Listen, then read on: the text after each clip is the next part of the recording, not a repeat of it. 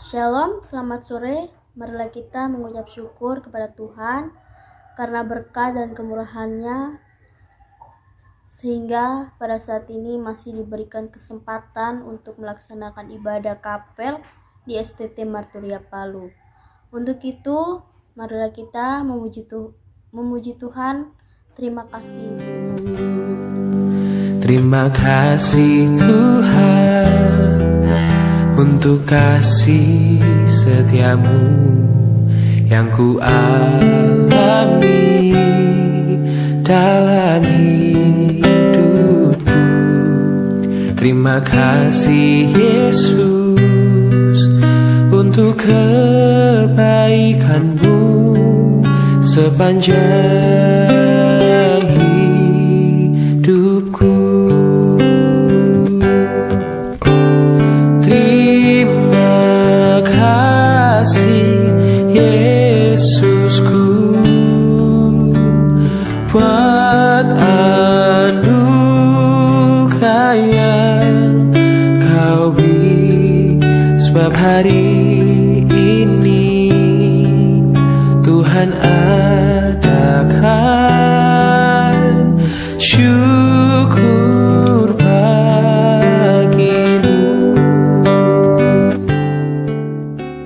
Mari kita berdoa.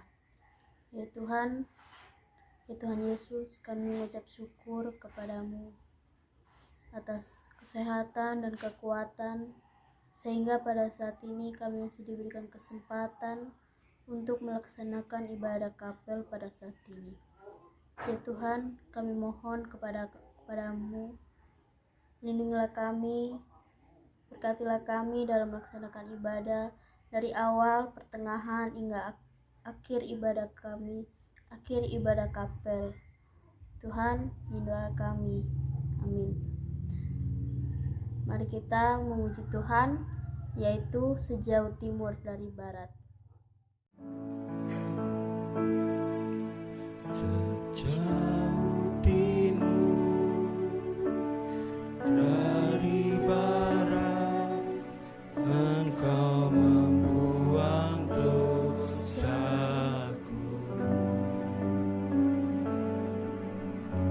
Tiada Kau ingat lagi pelanggaranku.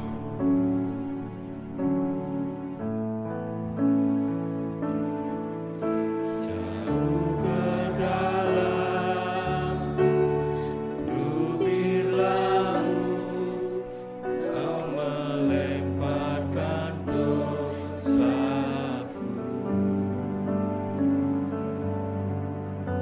Tiada Kau perhitungkan kesalahanku.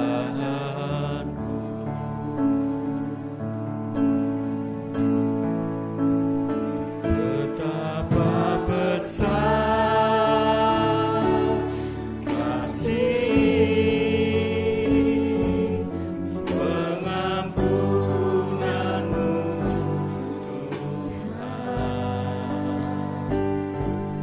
Tak Kau pandang hina hati yang hancur.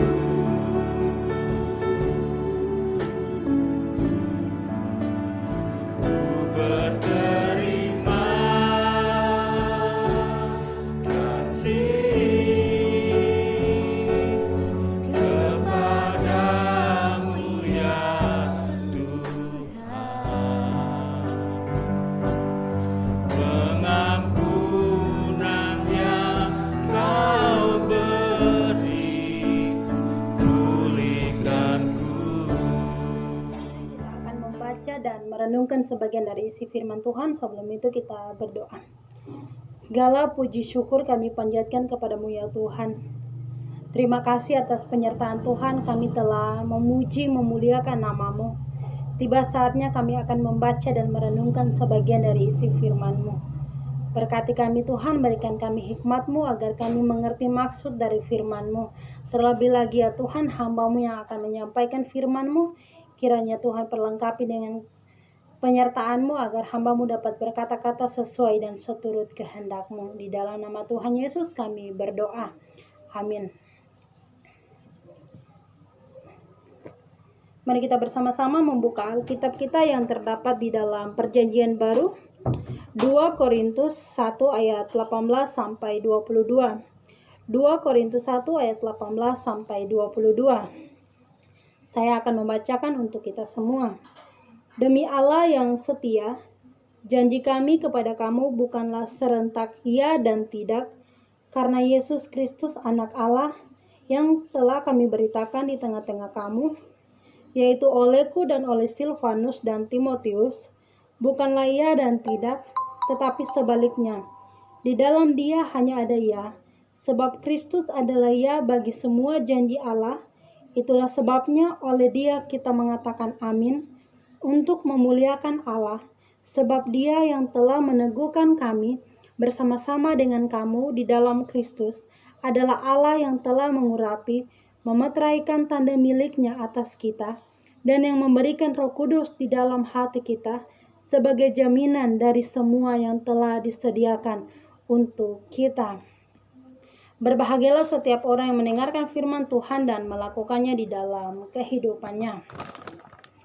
Shalom, selamat sore untuk kita semua, teman-teman mahasiswa, mahasiswi, para dosen dan staf yang saya kasihi di dalam Tuhan kita Yesus Kristus. Dari pembacaan kita saat ini saya mengangkat tema Kristus adalah ya bagi semua janjinya. Kristus adalah ya bagi semua janjinya. Ketika kita berada di pasar, tentu kita selalu mendengar ada penjual obat-obat herbal yang mempromosikan obat-obatnya dengan kata-kata yang indah untuk dapat menarik perhatian kita sebagai pengunjung pasar. Begitu banyak kata-kata yang dia keluarkan untuk dapat menarik si pengunjung pasar. Ketika kita lewat di depan penjual obat, tentu juga kita melihat begitu banyak gambar-gambar penyakit yang mengerikan, yang mengganaskan, yang dapat disembuhkan oleh obat tersebut. Namun apakah setiap kata, setiap gambar yang tukang obat perlihatkan mengandung kebenaran yang betul-betul dapat dipercaya? Tentu ada dua kemungkinan.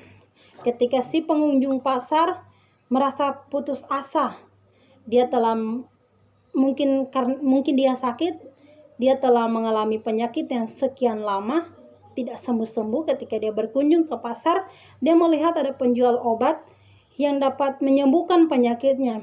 Tanpa berpikir panjang, dia pergi menghampiri tukang obat, dan ketika dia melihat di situ ada gambar penyakitnya yang telah disembuhkan oleh obat tersebut, tanpa berpikir panjang dia membeli dengan harapan, dengan tujuan bahwa dia akan sembuh. Dia sangat senang bahwa dia akan sembuh dengan membeli obat. Dia membeli obat dengan harapan dia akan sembuh. Namun berbeda dengan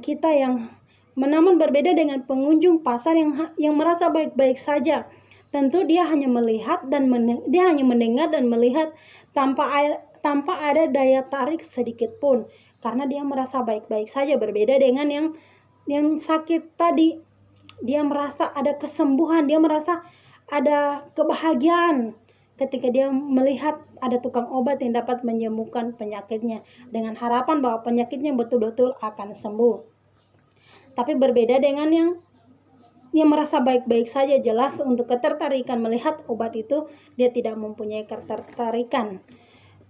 Seperti itulah masalah yang dihadapi oleh jemaat Korintus. Mereka diperhadapkan dengan ajaran-ajaran palsu dan guru-guru palsu yang mungkin pada saat itu juga membuat sebagian jemaat percaya akan ajaran-ajaran palsu dari guru-guru palsu yang melibatkan pertikaian. Kota Korintus pada zaman Paulus bereputasi sebagai kota yang liar. Mengapa kota yang liar? Karena kota ini merupakan pusat pertemuan berbagai macam kebudayaan dan juga berdirinya kuil-kuil agama-agama misteri. Orang-orang yang hidup di Korintus memiliki tradisi lama, penyembahan terhadap Dewi Cinta, dan yang kedua terhadap Dewa Penyembuhan. Sehingga surat ini berisi berbagai macam pergumulan yang terus dihadapi oleh jemaat di Korintus. di mana mereka berhadapan dengan pengaruh gaya hidup, sehingga begitu banyak pengajaran yang kemungkinan dapat menyesatkan jemaat. Rekan-rekan mahasiswa yang diberkati oleh Tuhan kita Yesus Kristus, di dalam pembacaan kita saat ini, Paulus mau menekankan bahwa Kristus adalah ya atau benar. Karena dari hasil pemberitaan Paulus, Silvanus, dan Timotius, bukanlah karena kebenaran mereka sendiri, melainkan kebenaran Kristus. Bukan karena kemauan mereka, melainkan kemauan Kristus. Bukan karena kehendak mereka, melainkan kehendak Kristus yang mereka pakai untuk memberitakan Injil Kristus. Tidak bisa dipungkiri bahwa hikmat manusia yang tidak percaya pada hikmat Allah atau tidak menaati kehendak Allah begitu sulit untuk menerima kebenaran Kristus. Orang yang tidak percaya kepada firman Tuhan, orang yang tidak percaya kepada mujizat Tuhan tidak akan menerima mujizat, tidak akan menerima penyertaan Tuhan. Paulus mau menekankan bahwa Paulus bukanlah rasul palsu seperti yang dituduhkan kepadanya. Di dalam ayat 22 dapat kita lihat, di situ dijelaskan bahwa Allah sendiri yang memberikan Roh Kudus di dalam hati mereka. Hati siapa? Hati Paulus, Silvanus, dan Timotius.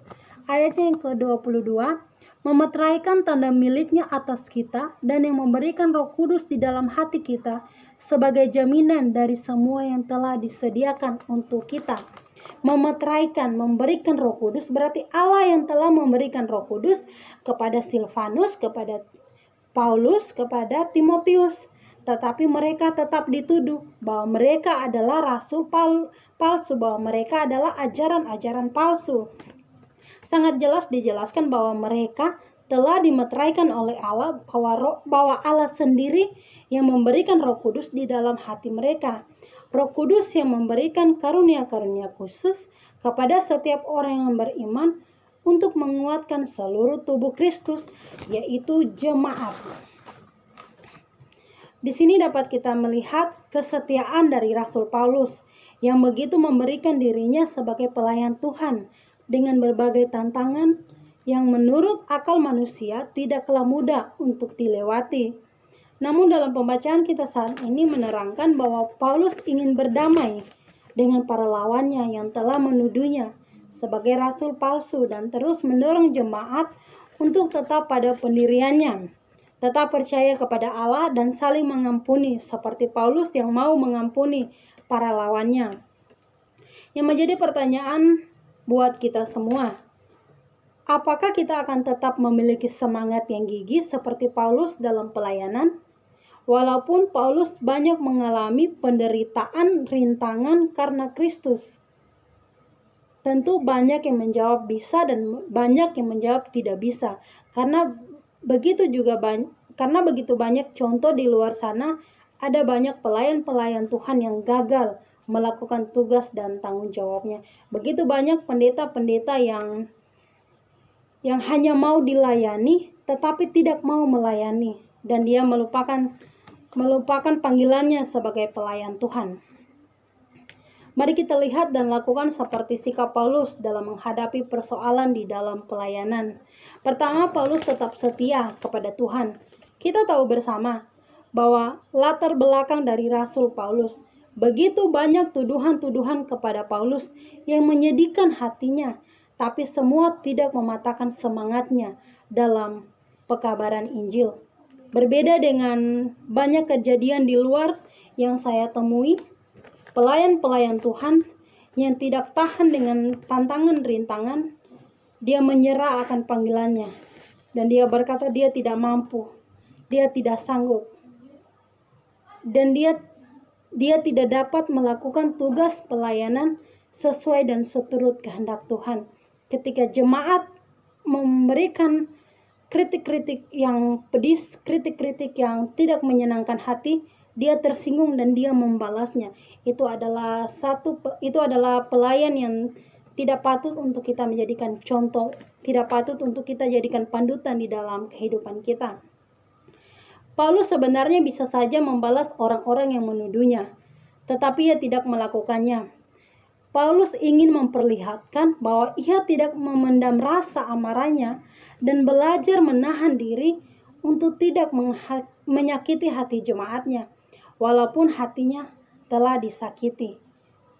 Itu adalah sikap Paulus, berbeda dengan sikap sebagian pelayan Tuhan. Saya sebutkan sebagian pelayan Tuhan yang ketika disakiti oleh jemaatnya, dia membalas, bukan dia menasehati, malah dia membalas dengan cacian makian seperti apa yang dia terima dari jemaatnya. Itu bukanlah sikap teladan, tetapi yang dapat kita teladani di sini sikap Paulus, yang dimana walaupun hatinya telah disakiti, tetapi dia tetap belajar untuk menahan diri untuk tidak menyakiti hati jemaat. Sikap seperti itulah yang dapat kita gunakan, yang di dalam kehidupan kita, yang dapat kita lakukan, yang dapat kita ambil dalam kita menjalankan tugas dan tanggung jawab kita, khususnya yang kelak kita akan menjadi hamba-hamba Tuhan. Yang kedua, percaya kepada Roh Kudus. Percaya kepada Roh Kudus yang telah Allah berikan sebagai tanda miliknya. Sebagai tanda miliknya. Yang kedua, percaya kepada Roh Kudus yang telah Allah berikan sebagai tanda miliknya. Dapat kita lihat pada ayat sebelumnya, di ayat yang ke-22. Di sini Paulus menekankan bahwa mereka adalah bagian yang telah Allah urapi untuk bersama-sama dengan jemaat dan meneguhkan iman jemaat. Dan Paulus mau menjelaskan bagaimana Roh Kudus memberikan karunia-karunia khusus kepada setiap orang yang beriman untuk menguatkan seluruh tubuh Kristus, yaitu jemaat dan semua anak-anak Tuhan. Ketika kita menguatkan iman kita, kita akan percaya dan yakini kita akan memperoleh karunia-karunia khusus yang dari Tuhan.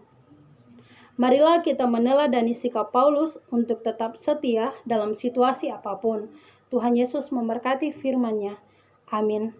Untuk tanda respon kita kepada firman Tuhan, kita bersama-sama menyanyikan lagu Oh betapa indah, oh betapa indahnya dan betapa eloknya. Betapa indahnya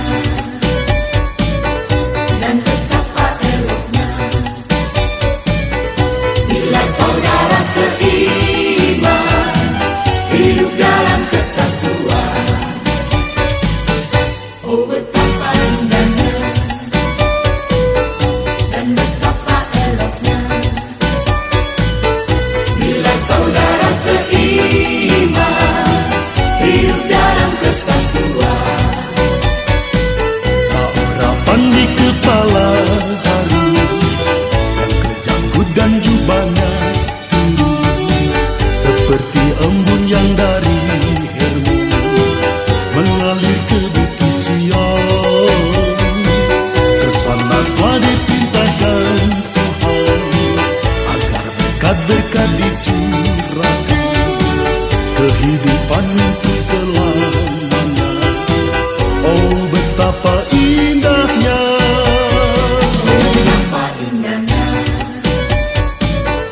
dan betapa eloknya bila saudara seiman hidup dalam kesatuan. Terpuji kekal namamu Bapa di sorga, kami bersyukur berterima kasih karena atas penyertaan-Mu sehingga kami semua boleh ada sebagaimana kami ada pada saat ini. Kami boleh dihimpunkan dalam persekutuan ibadah kampus, dan dalam ibadah kampus kami saat ini kami telah diperdengarkan sebagian dari sabda firman-Mu. Biarlah firman-Mu ini boleh menjadi pedoman dalam kehidupan kami, serta boleh kami praktikkan di dalam kami menjalani hidup ini. Untuk hamba-Mu yang telah memberitakan firman-Mu, kiranya Engkau akan selalu memberkati ia dalam setiap tugas dan tanggung jawabnya.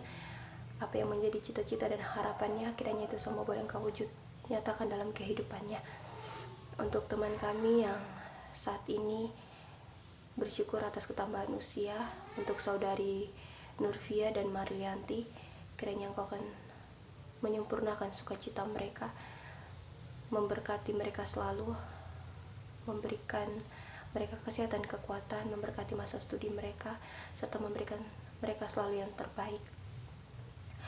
Untuk teman kami juga ya Bapak, yang saat ini dalam proses pemulihan, untuk saudari Juliana dan saudara Aldi Putra, kiranya Tuhan akan menyempurnakan proses pemulihan mereka, agar mereka mendapatkan suatu kesembuhan yang asalnya daripadamu. Ya Bapa, saat ini kami juga mau berdoa buat kampus kami, STT Marturia Palu. Kiranya apa yang menjadi program, apa yang telah direncanakan, biarlah itu semua boleh terlaksana dengan baik sesuai seturut dengan kehendak-Mu. Untuk bangsa dan negara kami, ya Bapa, kiranya Engkau akan terus memberkati untuk pemerintahan kami, pemimpin kami. Kiranya Engkau akan menuntun, menyertai mereka selalu, sehingga mereka boleh menjalankan tugas mereka dengan penuh tanggung jawab. Ya Bapak, tak lupa juga kami mau berdoa buat Ketua STT Marturia Palu serta para dosen dan staf yang ada. Kiranya Tuhan akan selalu memberkati mereka dalam setiap tugas dan tanggung jawab mereka, memberikan mereka selalu kesehatan, kekuatan, memberkati keluarga mereka. Biarlah tuntunan dan penyertaan-Mu senantiasa mereka boleh rasakan dalam kehidupan mereka. Terima kasih Tuhan. Seluruh kehidupan kami saat ini hanya kami mau pertaruhkan ke dalam tangan pengasihan-Mu. Biarlah kehendak-Mu yang akan selalu jadi dalam kehidupan kami. Terima kasih Tuhan, terima kasih. Inilah doa dan permohonan kami yang kami bawa hanya di dalam nama anak-Mu Yesus Kristus, Tuhan dan Juru Selamat kami yang hidup. Amin. Untuk mengakhiri ibadah pada saat ini, marilah kita memuji Tuhan, yaitu kecaplah dan lihatlah. Kecaplah dan lihatlah betapa baiknya Tuhan itu. Rasakan dan nikmati kasih setia Tuhan. Oh, kecaplah dan lihatlah betapa baiknya Tuhan itu. Rasakan dan nikmati kasih setiap Tuhan.